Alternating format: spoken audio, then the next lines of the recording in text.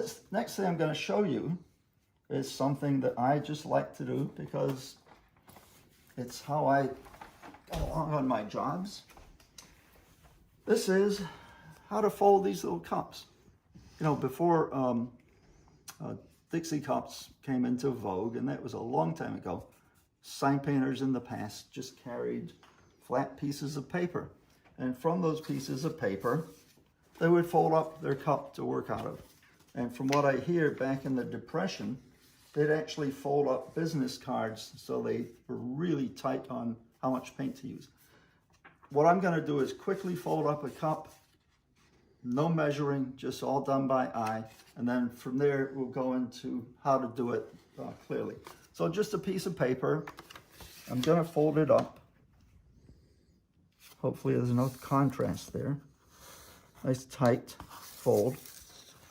Fold this over and get it about the same size as the other. Okay, so we've got that.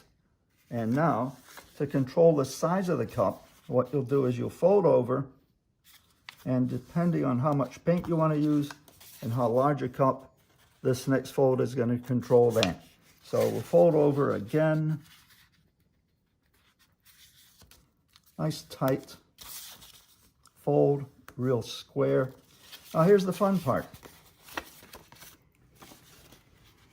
Put my fingernail in that corner so that that fold goes up to that. So going at 90 degrees, we're now going to fold this up so that the flap comes up towards me. Okay, just give it a squeeze. That's about a 45-degree angle. So once again, flat, 90 degrees, fold the side up. Tuck in that straight edge into this straight edge, go like that. Take the other side, same thing. Fold it down. There's your palette. Back to the other end. We're going to do the same thing. Fold it up, over like that, over like that. That's how quickly you can do it, and you're off to work. So now what I'm going to do is I'm going to do that a bit slower because it seems like as simple as that is, it's sort of slightly confusing. And then I'm going to tell you small stories from ancient history. This particular piece of paper is 3.5, approximately 9 centimeters by 6 inches, approximately 15 centimeters. And I've drawn the lines on both sides so that as I fold, you'll see one color line going into the other color. So we're going to start here from flat. We're going to 90 degrees. I'm tucking my fingernail into that corner. And I'm going to fold it straight up so that that line is up against that line. See? So we got red on this side, blue on the other. Just folding up, tucking it in like that, pull. The other side, doing the same thing. Folding it up so the blue line gets folded right up against the red line. All right, fold her over. Same again, fold it up. It's already got a side to it, halfway there. Fold it up, tuck your fingernail in, fold that baby up. Sometimes it gets sloppy, as you can see. So, and then we go and do it again. The one I did by eye is better than this one. I had the lines drawn. So there you go. Now, something like this in the olden times would be, and I worked this way for a long time, I'd be holding that, or like that, and that's where hands start to go numb. You got a mahl stick in your hand, so instead of, having a nice, this is thicker paper, so instead of having a nice firm hold like this with the mahl stick, then you're working kind of like this with 3 fingers and hanging onto this up here and paleting and going. After a while, it just strains you. So that's why I changed over to using my palette with the cups in. Sometimes, depending on the type of paper, throw a little tape around so that you don't get seep through with solvents and paint. Plunk that baby in there, grab it, grab a brush,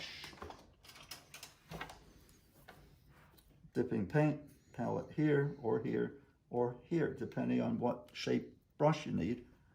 Then the mahl stick is lying on 4 fingers. You're not gripping it, you're just leaning it there. You got your brush and your mahl stick, and away you go. And we'll be showing that eventually in one of the videos. So that's that. That's the folding. As you can see, I fold them up to keep my M&M candies in, postage stamps, the conversational pieces. People seem to like them. I will quickly tell you that I was in Detroit at a car show once, and I was folding those, and a couple of people came by and said, "What are you doing?" I said, "I'm folding myself a cup to paint out of." So I was folding one up to show them, and all of a sudden there were sort of a little group around me. So I'm thinking I'm grand, folding up this thing, putting on a show, and I was about at the final stage where it was about like this. All of a sudden an arm comes over, and into my cup goes this. See the size of that? My friend, I'll be a name dropper, Larry Hansen, who I was in school with in the 70s, folded this up and dropped it right into the cup that I was folding and put me right back where I belonged, feeling more humble. This went into my kit. It has never left my kit. It's a treasure. So thank you, Larry. All right, back to work. I do recommend using the palette. As I showed in the last video, it's just a very thin piece of aluminum. Got it with a hole cut in it. Got a little pad here so that it rests nicely on your thumb. You can use a Dixie cup or fold up one of these contraptions. Your mahl stick is very comfortable in your hand, and you can paint for long periods of time. That's that. Now, I had a question from somebody about the mahl stick. I noticed that a lot of people will carry a piece of dowel around. When you're moving around from one place to another, I don't want a 2.5-foot stick in my hands. So I recommend these mahl sticks, which unscrew. I've had this for a million years. Another trick that I've done from working in areas that are quite cold, sounds silly, but it works, is I simply wrapped this with a single layer of Scotch tape, which keeps your hands off the very cold aluminum. And it works really well. So these are available. I know Blick Art Materials sells these. The Rayco Science Supply outfit in Chicago probably still has them. And what I made is just a pouch for the mahl stick, so I can keep it in my kit. Doesn't want to go in. And I tuck it back here when I'm traveling with all 3 pieces in there in the pouch, just to protect the thread. No big deal, just another little trick that, keeps me happy.